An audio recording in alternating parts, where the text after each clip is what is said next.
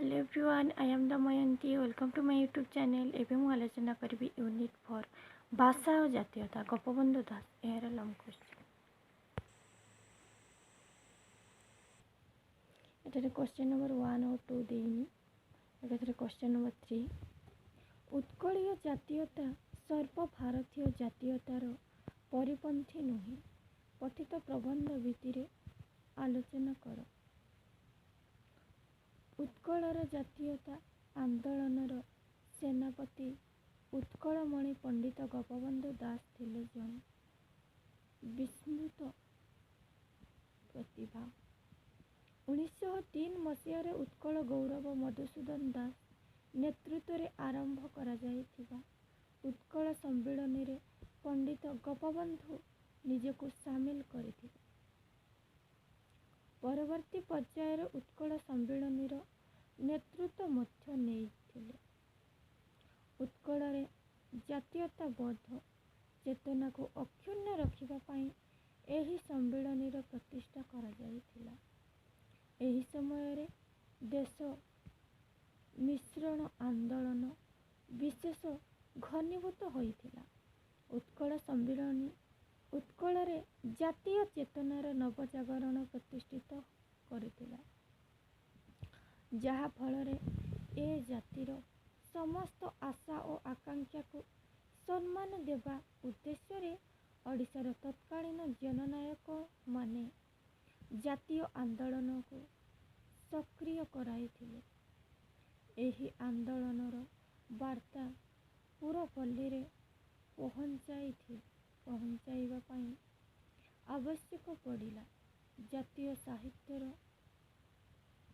जहाको परिपूर्ण करिथिले सत्यवादर सत्य संधानी साधक मान। एही समय उत्कलर भाग्यकाशरे एक घड़ीसंधि मुहूर्त अभ्युदय होइछि बोली कहिले अत्युक्ति हेब नाही। 1903 मसीह उत्कल सम्मिलन गठन, 1905 रे संबलपुर अंचलर मिश्रण, बंग विभाजन फल सन्त्रासवादी कार्यकलाप, 1912 मसीह बिहार ओडिशा प्रदेश गठन पर्यंत प्रत्येक उत्तेजनामय घटन ओडिशार जनजागरण प्रचंड रूप नेइथिला। एहार गठनात्मक परिप्रकाश घटिथिला उत्कलमणि गोपबंधुଙ୍କ व्यक्तिगत जीवन रे, जहा फल गोपबंधु सत्यवादी वनविद्यालय स्थापन कले। जातीय चेतना को फलप्रसू करिबा पई ओ ए जातिर अभाव दूरीकरण बा दूर करिबा थिला ए विद्यालयर लक्ष्य। गोपबंधुଙ୍କ सहित तांको सहकर्मी माने व्यक्तिगत स्वार्थ को उत्सर्ग करी त्यागपूत भावरे जे नूतन चिंताधारार पथ प्रदर्शन कले ताहा थिला वास्तववादी जातीय चेतना। आलोच्य प्रबंध रे उत्कलीय चेतना और सर्वभारतीय चेतना संपर्क रे आलोचना करा जायछि। उत्कलीय जातीय चेतना सर्वभारतीय जातीय चेतनार परिपंथी नुहे। यह सत्य, कारण भारत वर्षर व्याप्ति गंगा ठारू गोदावरी पर्यंत, कुमारिका ठारू हिमालय पर्यंत एते बड़ विराट प्रदेश रे उत्कलर भौगोलिक स्थिति को अनुध्यान कले जना जाए विभिन्न परिस्थिति रे भारतर शासन डरी मोगल मरहता ब्रिटिश मानक हाथ न्यस्त थिला। एही शासन घन घन परिवर्तन फल देशर एकता अखंडता मध्य साम्यता परिवर्ते वैषम्यता देखा देवा निश्चित। तेणु सर्वभारतीय जातीयतार विकास କିପରି କରାଯାଇପାରିବ? ପଣ୍ଡିତ ଗୋପବନ୍ଧୁ ଯୁକ୍ତରାଷ୍ଟ୍ର ଆମେରିକାର ଶାସନ ପଦ୍ଧତିକୁ ଆଦର୍ଶ ଭାବରେ ଗ୍ରହଣ କରି ଏ ପ୍ରକାରରେ ତାର ଦୃଷ୍ଟାନ୍ତ ଦେଇଛନ୍ତି। ଆମେରିକାର ପୃଥିବୀର ବିଭିନ୍ନ ଭାଷାଭାଷୀ ଅର୍ଥାତ୍ ଜର୍ମାନ, ପର୍ତ୍ତୁଗୀଜ, ଇଂଲଣ୍ଡ ଦେଶର ଅଧିବାସୀମାନେ ବସବାସ କରିଥିଲେ ମଧ୍ୟ ସମସ୍ତେ ଇଂରାଜୀ ଭାଷା କହିବାକୁ ବାଧ୍ୟ ହେଲେ, କାରଣ ଇଂରାଜୀ ତାଙ୍କର ରାଷ୍ଟ୍ରଭାଷା। ଗୋପବନ୍ଧୁଙ୍କ ମଧ୍ୟରେ ଏକତା ପ୍ରତିଷ୍ଠିତ ହୋଇପାରିଲେ ଦେଶର ଜାତୀୟତା ସୁଦୃଢ଼ ହୋଇପାରିବ। ଭାରତରେ ପ୍ରାଦେଶିକ ସ୍ୱାତନ୍ତ୍ର୍ୟ ନିମ୍ନଗାମୀ ହୋଇଥିବାର ଲକ୍ଷ୍ୟ କରିଛନ୍ତି ଗୋପବନ୍ଧୁ। ଗୋଟିଏ ପ୍ରଦେଶରେ ଜାତୀୟତା ଭାବ ସମ୍ପନ୍ନ ଲୋକମାନଙ୍କୁ ଆଉ ଦେଖିବାକୁ ମିଳୁନାହିଁ।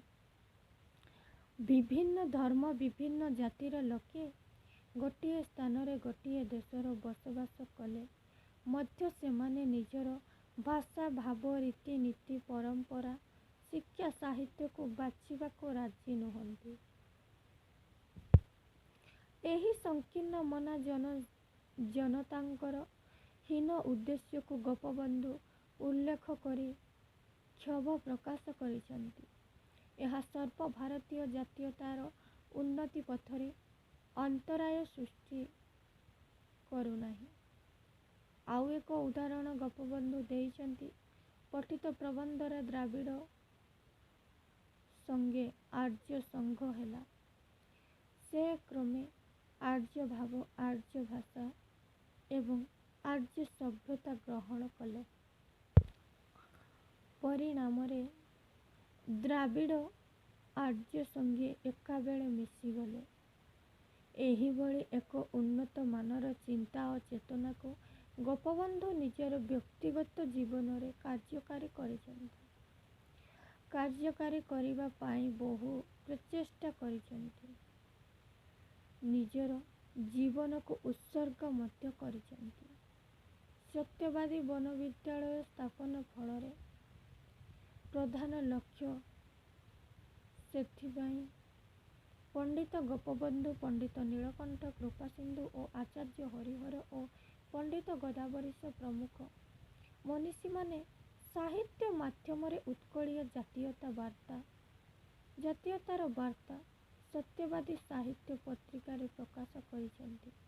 ଅତି ସରଳ କୋମଳ ଭାଷା ମାଧ୍ୟମରେ ଜାତୀୟତାର ବାର୍ତ୍ତା ପ୍ରଚାର କରିବାରେ ସକ୍ଷମ ହୋଇଥିବା ଏହି ମହାନ ସ୍ରଷ୍ଟାଗଣ ଉତ୍କଳର ପୁରପଲ୍ଲୀରେ ବହୁ ପରିଚିତ। ପଣ୍ଡିତ ଗୋପବନ୍ଧୁଙ୍କର ଉଦାର ମନୋଭାବ, ସମାଜ ସେବା, ପରୋପକାର ତଥା ସଂସ୍କାର ମନୋବୃତ୍ତି ପାଇଁ ଅଗ୍ରପୂଜା, ଓଡ଼ିଶା ପ୍ରାକୃତି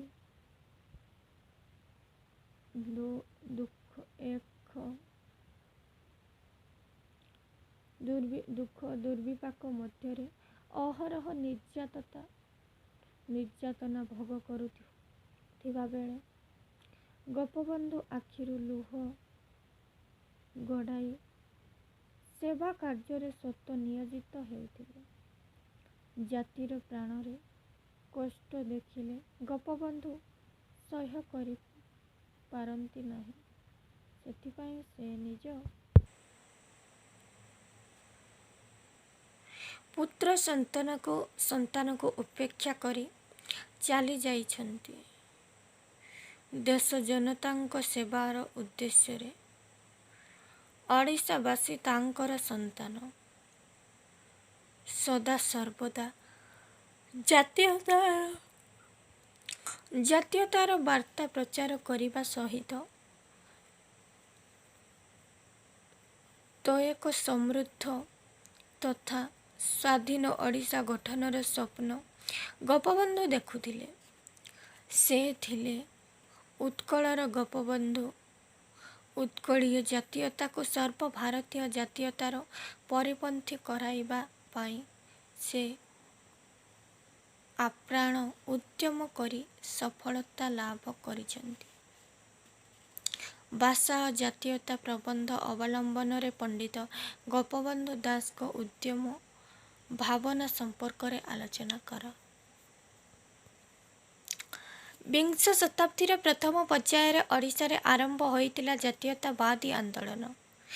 ଏହି ଆନ୍ଦୋଳନର ପ୍ରତିଷ୍ଠାତା ଥିଲେ ଉତ୍କଳମଣି ପଣ୍ଡିତ ଗୋପବନ୍ଧୁ ଦାସ। ଏ ଜାତିର ଜାତୀୟତାକୁ ବଞ୍ଚାଇ ରଖିବାକୁ ବହୁ ଚେଷ୍ଟା ସେ କରିଛନ୍ତି। ଜାତୀୟ ଭାବନାରେ ଉଦ୍ବୁଦ୍ଧ ହେବାକୁ, ଅନୁପ୍ରାଣିତ ହେବାକୁ ଗୋପବନ୍ଧୁ ଦେଶବାସୀଙ୍କୁ ଆହ୍ୱାନ କରିଛନ୍ତି। ସାହିତ୍ୟ ମଧ୍ୟରେ ଜାତୀୟତାର ବାର୍ତ୍ତାକୁ ଉତ୍କଳର ପୁରପଲ୍ଲୀରେ ପ୍ରଚାର କରିବା ପାଇଁ ଗୋପବନ୍ଧୁଙ୍କ ସମ୍ପାଦନାରେ ପ୍ରକାଶିତ ହୋଇଥିଲା ସତ୍ୟବାଦୀ ସାହିତ୍ୟ ପତ୍ରିକା। ଜାତିର ସାମଗ୍ରିକ ବିକାଶ ପାଇଁ ସତ୍ୟବାଦୀ ମୁଖ୍ୟ ଭୂମିକା ଗ୍ରହଣ କରିଥିଲେ। ଗୋପବନ୍ଧୁଙ୍କୁ ଦେଶ ସେବା କାର୍ଯ୍ୟରେ ସହଯୋଗ କରିବା ପାଇଁ କେତେଗୁଡ଼ିଏ ଦେଶଭକ୍ତ ଆଦର୍ଶ ନାଗରିକ ସୃଷ୍ଟି କରିବା ଉଦ୍ଦେଶ୍ୟରେ ସତ୍ୟବାଦୀ ବନବିଦ୍ୟାଳୟ ସ୍ଥାପନ କରାଯାଇଥିଲା। ଏହି ବନବିଦ୍ୟାଳୟ ବା ଜାତୀୟ ବିଦ୍ୟାଳୟର ନୀତି ଓ ଆଦର୍ଶ ଉତ୍କଳ ସମ୍ମିଳନୀର ନେତୃତ୍ୱକୁ ଆଶ୍ଚର୍ଯ୍ୟଚକିତ କରିଥିଲା। ସେମାନେ ଗୋପବନ୍ଧୁଙ୍କ ଏତାଦୃଶ କାର୍ଯ୍ୟକୁ ଭୂୟସୀ ପ୍ରଶଂସା କରିଥିଲେ। ଆଲୋଚ୍ୟ ପ୍ରବନ୍ଧରେ ପଣ୍ଡିତ ଗୋପବନ୍ଧୁ ଦାସ ଭାଷା ଓ ଜାତୀୟତାକୁ ସମୃଦ୍ଧ କରିବା ପାଇଁ ପ୍ରବଳ ପ୍ରୟାସ କରିଛନ୍ତି। ନିଜସ୍ୱ ଚିନ୍ତା, ଚେତନା ଓ ଅନୁଭୂତିକୁ ଉକ୍ତ ପ୍ରବନ୍ଧରେ ଉପସ୍ଥାପିତ କରିଛନ୍ତି ବୋଲି କହିଲେ ଅତ୍ୟୁକ୍ତି ହେବ ନାହିଁ। ଓଡ଼ିଆ ଭାଷାକୁ ଯେଉଁ ବଙ୍ଗୀୟ ସରକାରୀ କର୍ମଚାରୀମାନେ ଓଡ଼ିଶାରୁ ଲୋପ କରିଦେବାକୁ ଦୃଢ଼ ଆହ୍ୱାନ ଦେଇଥିଲେ, ସେହି ଭାଷାକୁ ସୁରକ୍ଷା ଦେବା ପାଇଁ ଉତ୍କଳ ଜନନୀ ଫକୀରମୋହନ ସେନାପତି, ରାଧାନାଥ ରାୟ, ମଧୁସୂଦନ ଦାସ ପ୍ରମୁଖ ବହୁ କୃତି ସନ୍ତାନକୁ ଜନ୍ମ ଦେଇ ସେମାନଙ୍କ ହୀନ ଚକ୍ରାନ୍ତର ଠିକଣା ଜବାବ ଦେଇଥିଲେ। ସେହି ଆନ୍ଦୋଳନକୁ ଆହୁରି ସକ୍ରିୟ କରିଥିଲେ ପଣ୍ଡିତ ଗୋପବନ୍ଧୁ ଦାସ। ସଦାସର୍ବଦା ସେ ଚାହୁଁଥିଲେ ଓଡ଼ିଶାରେ ଓଡ଼ିଆ ଭାଷା ହିଁ ପ୍ରତ୍ୟେକ ଓଡ଼ିଆଙ୍କର ସମ୍ମାନର, ଆଦର ଭାଷା ହେଉ। ସେଥିପାଇଁ ସତ୍ୟବାଦୀ ସାହିତ୍ୟ ପତ୍ରିକାରେ ଗୋପବନ୍ଧୁ ଅନେକ ମୌଳିକ ପ୍ରବନ୍ଧ ପ୍ରକାଶ କରୁଥିଲେ। ପ୍ରଦେଶର ଭାଷାକୁ ଉନ୍ନତ ମାନର କରିବା ପାଇଁ ସେ ସର୍ବଦା ସ୍ୱପ୍ନ ଦେଖୁଥିଲେ। ସତ୍ୟବାଦୀର ପଞ୍ଚସଖାମାନେ ଭାଷା ସୂତ୍ରରେ ପ୍ରଦେଶ ଗଠନ ନୀତିକୁ ଦୃଢ଼ ସମର୍ଥନ କରୁଥିଲେ। ଅତୀତରେ ଗଙ୍ଗାଠାରୁ ଗୋଦାବରୀ ପର୍ଯ୍ୟନ୍ତ ପରିବ୍ୟାପ୍ତ ହୋଇଥିବା ଉତ୍କଳ ପ୍ରଦେଶ ବ୍ରିଟିଶ ଶାସନ ସମୟରେ ଖଣ୍ଡ ବିଖଣ୍ଡିତ ହୋଇଯାଇଥିଲା। ଫଳରେ ଦେଶର ଏକତା ମଧ୍ୟ ତିଷ୍ଠି ପାରି ନଥିଲା। ଏହାର କାରଣ ହେଲା ଓଡ଼ିଶାର ଦକ୍ଷିଣ ସୀମାବର୍ତ୍ତୀ ବିଖଣ୍ଡିତ ହୋଇଯାଇଥିଲା। ସୀମାବର୍ତ୍ତୀ ଅଞ୍ଚଳ ଗଞ୍ଜାମ, ମାଡ୍ରାସ ଶାସନାଧୀନ ହୋଇଥିଲା ଓ ଉତ୍ତର ସୀମାବର୍ତ୍ତୀ ସଢ଼େଇକଳା ଓ ଖରସୁଆଁ ସାହିତ୍ୟ ମୟୂରଭଞ୍ଜ, ବିହାର ପ୍ରଦେଶ ଶାସନାଧୀନ ହୋଇଥିଲା। ଓଡ଼ିଶାଠାରୁ ବିଚ୍ଛିନ୍ନ ହୋଇଥିବା ଉକ୍ତ ଅଞ୍ଚଳକୁ ଫେରାଇ ଆଣିବା ପାଇଁ ଉତ୍କଳର ନେତୃବୃନ୍ଦ ଉତ୍କଳ ସମ୍ମିଳନୀ ମାଧ୍ୟମରେ ବହୁ ପ୍ରୟାସ କରିଥିଲେ। ପଣ୍ଡିତ ଗୋପବନ୍ଧୁ ଏହି ସଭାର ପରବର୍ତ୍ତୀ ସଭାପତି ହୋଇଥିଲେ। ଦେଶର ଏକତା, ଅଖଣ୍ଡତା ଓ ଜାତୀୟତାକୁ ଅକ୍ଷୁଣ୍ଣ ରଖିବା ପାଇଁ ସେ ଜୀବନବ୍ୟାପୀ ସଂଗ୍ରାମ ଅବ୍ୟାହତ କରିଥିଲେ। ପଣ୍ଡିତ ଗୋପବନ୍ଧୁ ଭାରତର ଜାତୀୟ ସମସ୍ୟାକୁ ହୃଦୟଙ୍ଗମ କରିଥିଲେ। ଦେଶ ପ୍ରତି ଦେଶର ଅତ୍ୟାଚାର ମନୋବୃତ୍ତି ଜାତୀୟ ସ୍ୱାର୍ଥକୁ ପଛରେ ପକାଇ ନିଜସ୍ୱ ସ୍ୱାର୍ଥର ଆକର୍ଷିତ ହେବା ଆମ୍ଭମାନଙ୍କର ଲକ୍ଷ୍ୟ ଓ ଉଦ୍ଦେଶ୍ୟ ହୋଇଥିବାର ଗୋପବନ୍ଧୁ ଅନୁମାନ କରିଛନ୍ତି। ଭାରତର ଇତିହାସକୁ ଅନୁଧ୍ୟାନ କଲେ ଜଣାଯାଏ ଯେ ଅତୀତରେ ବହୁ ପରାକ୍ରମଶାଳୀ ଶାସକମାନେ ଏ ଦେଶକୁ ଶାସନ କରିଥିଲେ ମଧ୍ୟ କୁମାରୀଠାରୁ ହିମାଳୟ ପର୍ଯ୍ୟନ୍ତ ପରିବ୍ୟାପ୍ତ ବିରାଟ ଭୂଖଣ୍ଡକୁ ଏକ ସୂତ୍ରରେ ବାନ୍ଧି ପାରିନାହାନ୍ତି। ଭାରତବର୍ଷର ଅନେକ ଅସାମ୍ୟ ବୈଷମ୍ୟ ଯୋଗୁଁ ଗୋଟିଏ ଭାଷାଭାଷୀ ଲୋକମାନଙ୍କ ମଧ୍ୟରେ ଏକତା ପ୍ରତିଷ୍ଠିତ ନ ହୋଇପାରିବାରୁ ମହାଭାରତୀୟ ଚିନ୍ତାଧାରା ଦୁର୍ବଳ ହୋଇଥିବାର ଅନୁଭବ କରିଛନ୍ତି ଗୋପବନ୍ଧୁ। ତେଣୁ ସେ ଉକ୍ତ ପ୍ରବନ୍ଧରେ ଲେଖିଛନ୍ତି, ଭାବ ଓ ସଭ୍ୟତାର ମୂଳରେ ଭାଷା। ଭାଷାର ଏକତା ଥିଲେ ଭାବରେ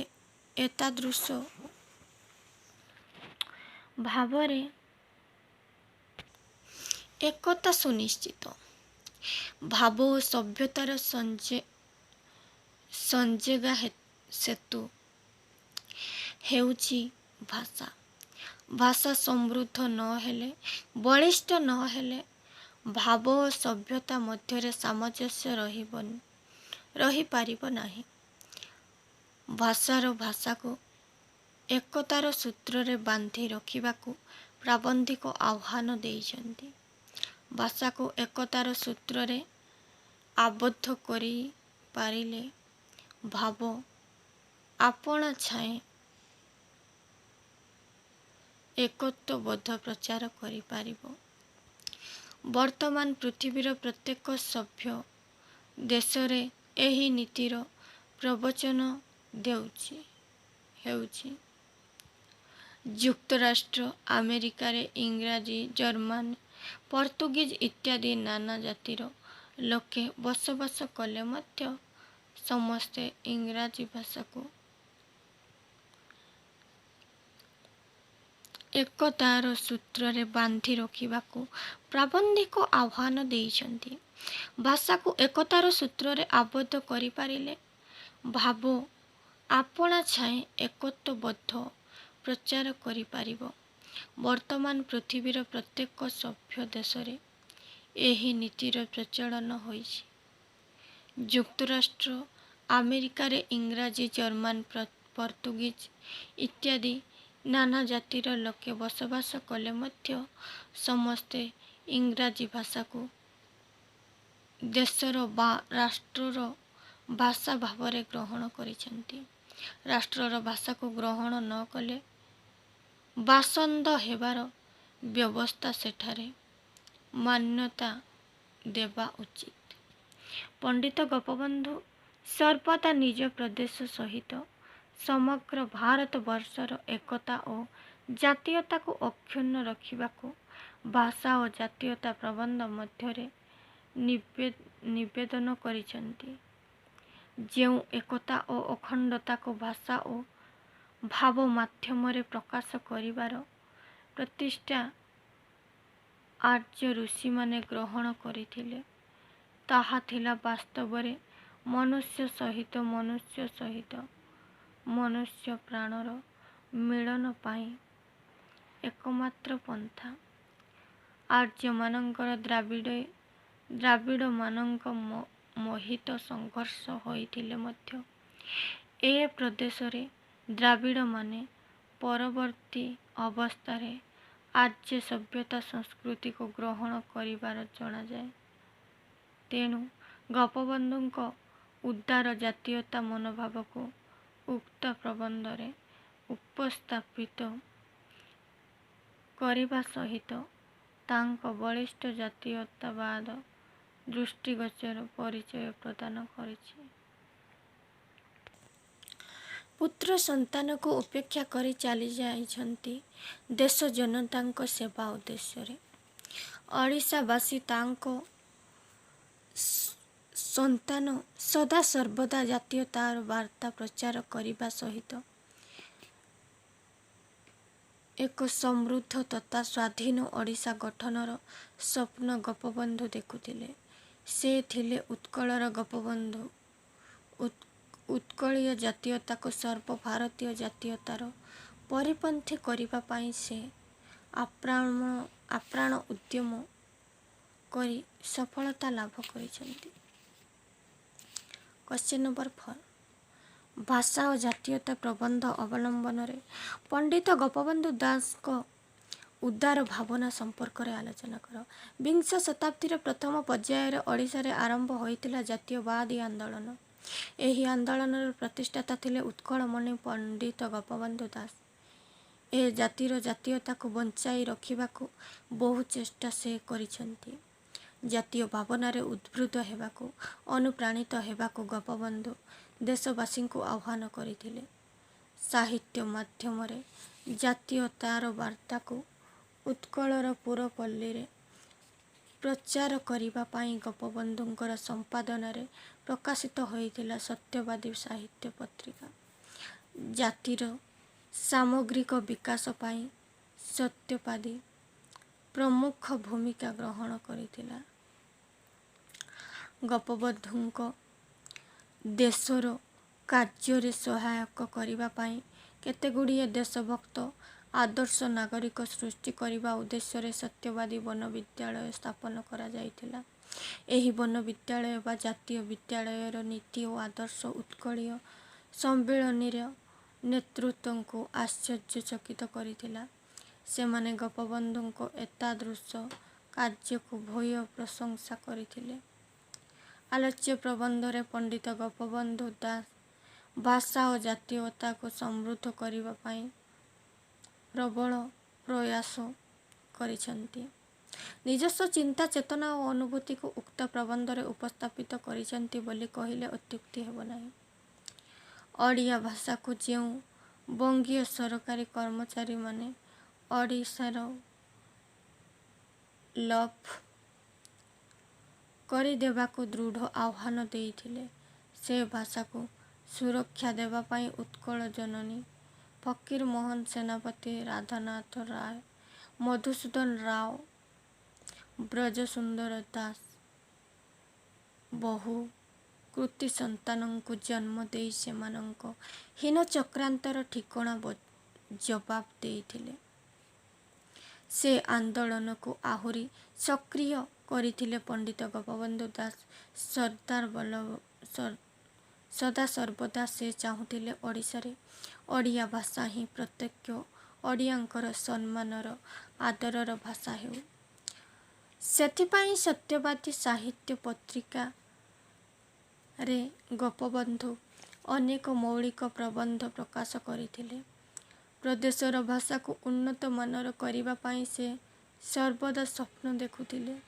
ସତ୍ୟବାଦୀର ପଞ୍ଚସଖାମାନେ ଭାଷା ସୂତ୍ରରେ ପ୍ରଦେଶ ଗଠନ ନୀତିକୁ ଦୃଢ଼ ସମର୍ଥନ କରୁଥିଲେ। ଅତୀତରେ ଗଙ୍ଗାଠାରୁ ଗୋଦାବରୀ ପର୍ଯ୍ୟନ୍ତ ପରିବ୍ୟାପ୍ତ ହୋଇଥିବା ଉତ୍କଳ ପ୍ରଦେଶ ବ୍ରିଟିଶ ଶାସନ ସମୟରେ ଖଣ୍ଡ ବିଖଣ୍ଡିତ ହୋଇଯାଇଥିଲା। ଫଳରେ ଦେଶର ଏକତା ମଧ୍ୟ ତିଷ୍ଠି ପାରିନଥିଲା। ଏହାର କାରଣ ହେଲା ଓଡ଼ିଶାର ଦକ୍ଷିଣ ସୀମାବର୍ତ୍ତୀ ଅଞ୍ଚଳ ଗଞ୍ଜାମ ମାଡ୍ରାସ ଶାସନାଧୀନ ହୋଇଥିଲା ଏବଂ ଉତ୍ତର ସୀମାବର୍ତ୍ତୀ ସଢ଼େଇକଳା ଓ ଖରସୁଆଁ ସହିତ ମୟୂରଭଞ୍ଜ ବିହାର ପ୍ରଦେଶ ଶାସନାଧୀନ ହୋଇଥିଲା। ଓଡ଼ିଶାଠାରୁ ବିଚ୍ଛିନ୍ନ ହୋଇଥିବା ଉକ୍ତ ଅଞ୍ଚଳକୁ ଫେରାଇ ଆଣିବା ପାଇଁ ଉତ୍କଳର ନେତୃତ୍ୱବୃନ୍ଦ ପ୍ରଦେଶର ଶାସନାଧୀନ ହୋଇଥିଲା। ପଣ୍ଡିତ ଗୋପବନ୍ଧୁ ଏହି ସଭାର ସଭାପତି ହୋଇଥିଲେ। ଦେଶର ଏକତା, ଅଖଣ୍ଡତା ଓ ଜାତୀୟତାକୁ ଅକ୍ଷୁଣ୍ଣ ରଖିବା ପାଇଁ ସେ ଜୀବନବ୍ୟାପୀ ସଂଗ୍ରାମକୁ ଅବ୍ୟାହତ ରଖିଥିଲେ। ପଣ୍ଡିତ ଗୋପବନ୍ଧୁ ଭାରତର ଜାତୀୟ ସମସ୍ୟାକୁ ହୃଦୟଙ୍ଗମ କରିଛନ୍ତି ବା କରିଥିଲେ। ଦେଶ ପ୍ରତି ଦେଶର ଅତ୍ୟାଚାର ମନୋବୃତ୍ତି ଜାତୀୟ ସ୍ୱାର୍ଥକୁ ପଛରେ ପକାଇ ନିଜସ୍ୱ ସ୍ୱାର୍ଥର ଆକର୍ଷିତ ହେବା ଆମ୍ଭମାନଙ୍କର ଲକ୍ଷ୍ୟ ଓ ଉଦ୍ଦେଶ୍ୟ ହୋଇଥିବାର ଗୋପବନ୍ଧୁ ଅନୁମାନ କରିଛନ୍ତି।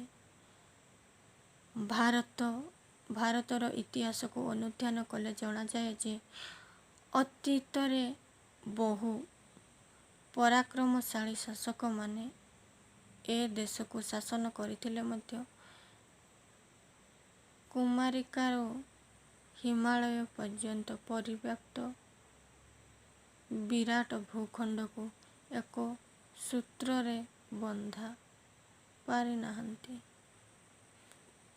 ବାନ୍ଧି ପାରିନାହାନ୍ତି। ଭାରତବର୍ଷର ଅନେକ ଅସାମ୍ୟ ବୈଷମ୍ୟ ଯୋଗୁଁ ଗୋଟିଏ ଭାଷାଭାଷୀ ଲୋକମାନଙ୍କ ମଧ୍ୟରେ ଏକତା ପ୍ରତିଷ୍ଠିତ ନ ହୋଇଥିବାରୁ ମହାଭାରତୀୟ ଚିନ୍ତାଧାରା ଦୁର୍ବଳ ହେଉଥିବାର ଅନୁଭବ କରିଛନ୍ତି ଗୋପବନ୍ଧୁ। ତେଣୁ ସେ ଉକ୍ତ ପ୍ରବନ୍ଧରେ ଲେଖିଛନ୍ତି, ଭାବ ଓ ସଭ୍ୟତାର ମୂଳରେ ଭାଷା।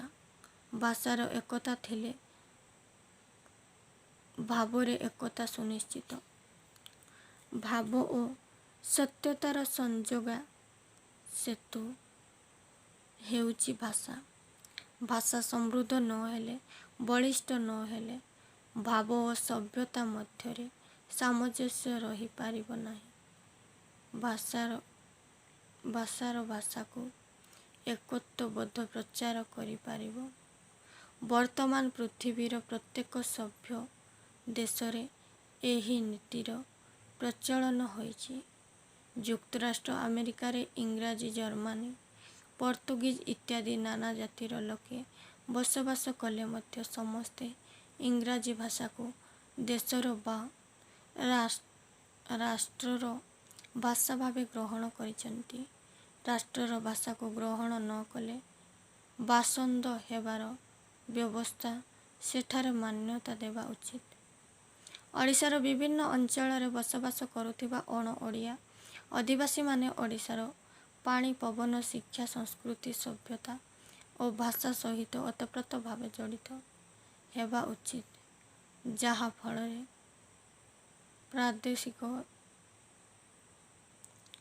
ପ୍ରଦେଶର ଏକତ୍ୱ ଓ ଅଖଣ୍ଡତ୍ୱ ବଜାୟ ରଖିବା ସହିତ ମହାଭାରତୀୟ ଏକ ପ୍ରତିଷ୍ଠିତ ହୋଇପାରିବ। ପଣ୍ଡିତ ଗୋପବନ୍ଧୁ ସର୍ବଦା ନିଜ ପ୍ରଦେଶ ସହିତ ସମଗ୍ର ଭାରତର ଏକତା ଓ ଜାତୀୟତାକୁ ଅକ୍ଷୁଣ୍ଣ ରଖିବାକୁ ଭାଷା ଓ ଜାତୀୟତା ପ୍ରବନ୍ଧ ମାଧ୍ୟମରେ ନିବେଦନ କରିଛନ୍ତି। ଯେଉଁ ଏକତା ଓ ଅଖଣ୍ଡତାକୁ ଭାଷା ଓ ଭାବ ମାଧ୍ୟମରେ ପ୍ରକାଶ କରିବାର ପ୍ରଚେଷ୍ଟା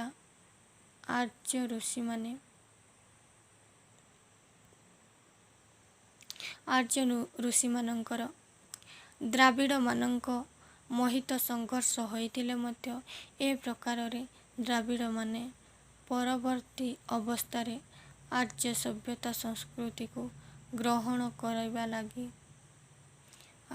ଗ୍ରହଣ କରିବାର ଜଣାଯାଏ। ତେଣୁ ଗୋପବନ୍ଧୁଙ୍କ ଉଦାର ଜାତୀୟତା ମନୋଭାବକୁ ଉକ୍ତ ପ୍ରବନ୍ଧରେ ଉପସ୍ଥାପିତ କରାଇବା ସହିତ ତାଙ୍କର ବଳିଷ୍ଠ ଜାତୀୟତାବାଦୀ ଦୃଷ୍ଟିକୋଣର ପରିଚୟ ପ୍ରଦାନ କରିଛନ୍ତି। କ୍ୱେଶ୍ଚନ୍ ନମ୍ବର 5 ପଠିତ ପ୍ରବନ୍ଧ ଅବଲମ୍ବନରେ ଭାଷା ସହିତ ଜାତୀୟତାର କିପରି ସମ୍ପର୍କ ରହିଛି ତାହା ଆଲୋଚନା କର। ଏଇଟା ମୁଁ ଭିଡ଼ିଓ ମାଧ୍ୟମରେ ଦେଖାଉଛି, ଆପଣମାନେ ନୋଟ୍ କରିନେବେ।